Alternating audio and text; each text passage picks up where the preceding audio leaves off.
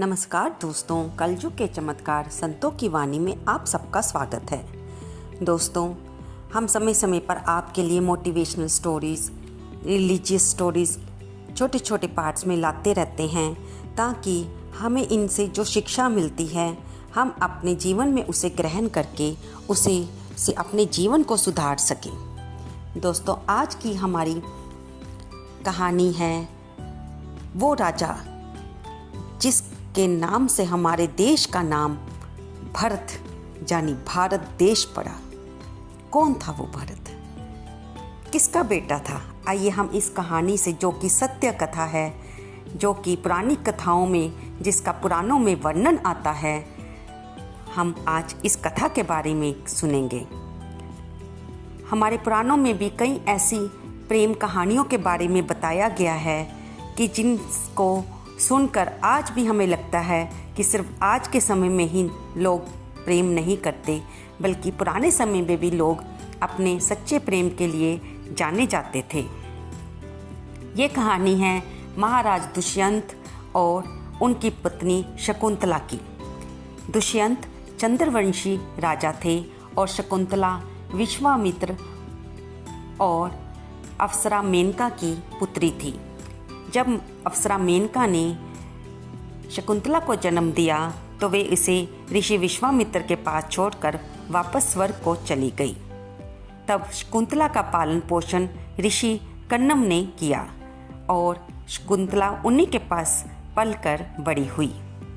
एक बार राजा दुष्यंत जंगल में शिकार खेलने गए।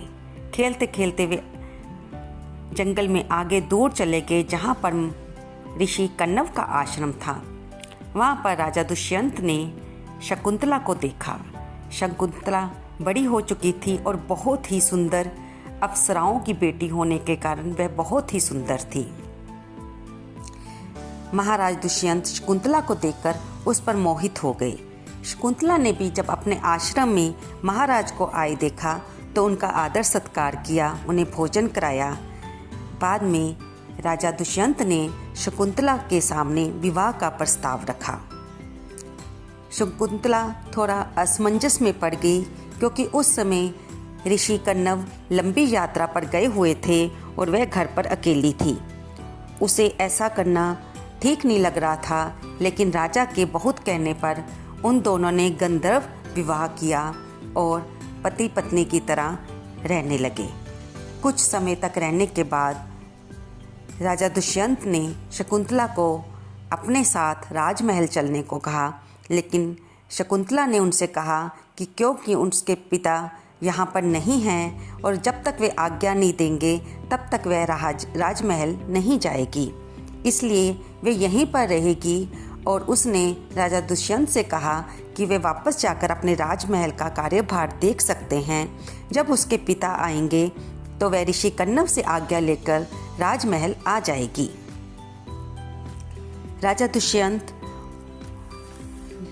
ऐसा सुनकर वहाँ से चल दिए और वे अपने राजमहल पहुँच गए।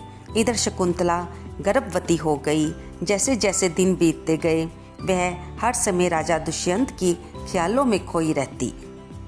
एक दिन महिषी दुर्वासा वहाँ पर आए और उन्होंने शकुंतला को आवाज़ लगाई, लेकिन शकुंतला तो अपने महाराज दुष्यंत के ख्यालों में खोई हुई थी।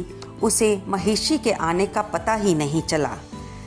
महिषी दुर्वासा ने इसे अपना अपमान समझा, और जैसा कि आप सब जानते हो कि महिषी दुर्वासा अपने क्रोध के लिए सारे जग भर में जाने जाते हैं। उन्होंने रानी शकुंतला को श्राप दे दिया कि तू जिस पुरुष के प्यार में इतनी खोई हुई है वह तुझे भूल जाएगा।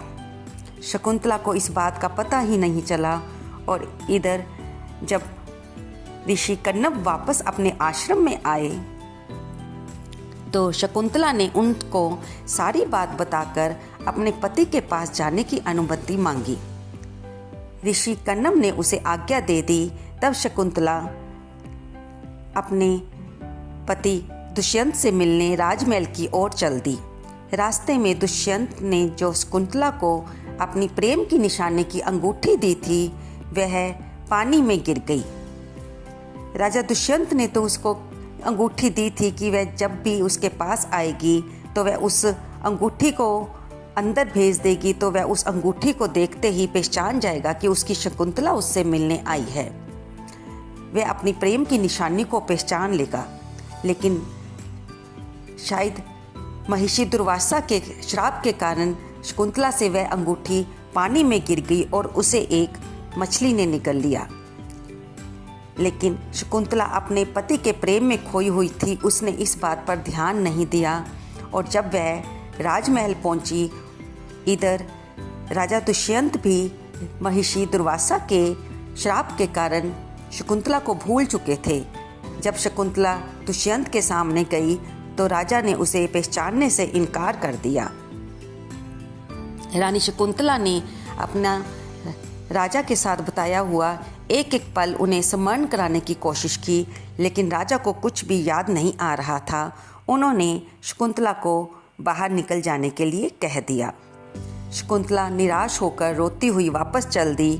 अब वह अपने पिता के पास भी नहीं जाना चाहती थी, इसलिए वह रास्ते में जंगल में ही कुटिया बनाकर रहने लगी।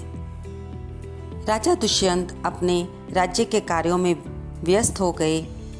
बहुत सा समय बीत गया। इधर जिस मछली ने रानी की अंगूठी को निगला था, वह एक दिन मछुआरों के जाल में फंस गई और राजमहल रसोइये के पास पहुंच गई। जब रसोइये ने उस मछली को काटा तो उसके पेट में से अंगूठी को देखकर वो हैरान हो गया, क्योंकि उस अंगूठी पर राजवंश की मोहर लगी थी। वह सीधा उसे लेकर राजा दुष्यंत के पास गया। राजा दुष्यंत ने जैसे ही उस अंगूठी को देखा तो उन्हें शकुंतला के साथ बिताया हुआ एक एक पल याद आ गया। वे अब शकुंतला को ढूंढने चल दिए, लेकिन शकुंतला उन्हें कहीं भी नहीं मिली। राजा ने जंगल में बहुत ढूंढा, लेकिन शकुंतला उन्हें कहीं भी दिखाई नहीं दी। तब कुछ समय बाद एक दिन राजा दुष्यंत इंद्र से मिलकर वापस हस्तिनापुर जा रहे थे तो रास्ते में ऋषि कश्यप का आश्रम पड़ा। महाराज के मन में ऋषि कश्यप के दर्शन करने की अभिलाषा जागी और वे आश्रम में आए। आश्रम में उन्होंने देखा कि थोड़ी सी दूरी पर एक बहुत ही हष्ट-पुष्ट बालक शेर के साथ खेल रहा है। उसे देखकर राजा की उत्सुकता बढ़ गई और उन्होंने उस प्यारे से बच्चे को गोद में उठाना चाहा। तभी दूर से एक महिला की आवाज़ आई कि इसे मत उठाइएगा, इसके हाथ में काला धागा बंधा हुआ है। अगर आप इसे उठाएंगे तो वो काला धागा नाग में बदल जाएगा और वो आपको डस लेगा। लेकिन राजा दुष्यंत ने उसकी बात को अनसुना कर दिया और प्रेम में भरकर उस बच्चे को अपनी गोद में उठा लिया। जब राजा ने उस बच्चे को अपनी गोद में उठाया तो उसके हाथ से काला धागा टूटकर गिर गया। महिला आश्चर्यचकित रह गई, क्योंकि उसे उस बच्चे की माँ ने बताया था कि जिस दिन इस बालक को इसका पिता गोद में उठाएगा तब ये काला धागा स्वयं ही टूटकर गिर जाएगा, अन्यथा किसी और ने उठाया तो वह नाग बनकर उसको डस लेगा ताकि इस बच्चे को कोई हानि ना हो। जब महिला ने ऐसा देखा तो वो समझ गई कि बच्चे को उठाने वाला उसका पिता है। वह भागी भागी बच्चे की माँ के पास गई और उसे सारी बात बताई। इधर उस बच्चे की माँ कोई और नहीं, रानी शकुंतला थी। जब उन्होंने ये बात सुनी तो वे समझ गई कि राजा दुष्यंत ने ही बालक को उठाया होगा। वह भी भागी हुई वहाँ आई और उसने देखा राजा दुष्यंत बालक के साथ खेल रहे थे। राजा दुष्यंत भी शकुंतला को देखकर बहुत प्रसन्न हुए और वह समझ गए कि ये उन्हीं का बालक है। उन्होंने रानी शकुंतला से माफ़ी मांगी और उसे अपने साथ चलने को कहा। शकुंतला ने भी उन्हें माफ़ कर दिया और वह राजा दुष्यंत के साथ वापस राजमहल में अपने बेटे के साथ आ गई। इसी बालक ने, जिसका नाम भरत रखा गया, आगे चलकर भारत का सम्राट बना और हमारे देश का नाम भारत भी इसी बलवान भरत के नाम से पड़ा और उसने सारी तरफ अपनी वीरता का परचम लहराया। ऐसे महान बलवान भरत को हम सबका प्रणाम है। दोस्तों, आपको ये कहानी कैसी लगी, जो कि हमारी इतिहास से जुड़ी हुई है, कृपया कमेंट बॉक्स में अवश्य लिखें। इसे लाइक करें, शेयर करें और सब्सक्राइब करें। जय भारत।